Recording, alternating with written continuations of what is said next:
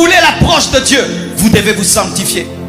Vous voulez entrer dans la présence de Dieu, vous devez dire non au monde, non au diable. Chaque fois que tu refuseras de te sanctifier, l'accès à la présence de Dieu te sera fermé.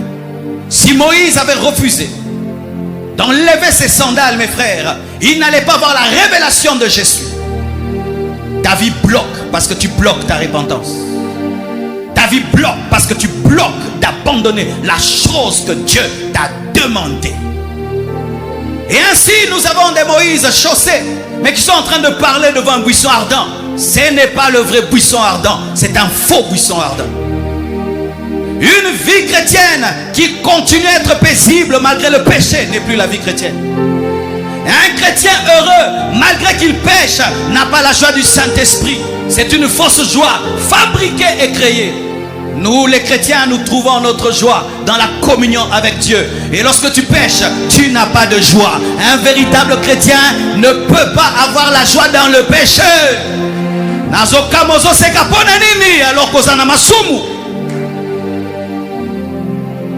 Comment peux-tu être dans la joie alors que tu vis dans le péché? Comment peux-tu être dans la joie alors que tu es lié par un péché? Comment moi j'aurai la joie? Je ne peux pas avoir la joie si je suis lié par le mal.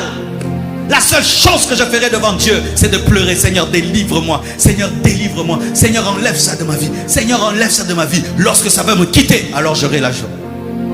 Comment je peux avoir la joie alors que je me prépare à aller en enfer? Comment je peux avoir la joie alors que je me prépare à rater l'enlèvement? Comment je peux avoir la joie alors que je sais que je suis déconnecté de Dieu? Comment je peux avoir la joie alors que je sais que si je meurs, j'irai en enfer? Comment j'aurai la joie alors que je sais que si Christ revient, il va me laisser? Comment j'aurai la joie? Vous devez enlever le péché de vos vies.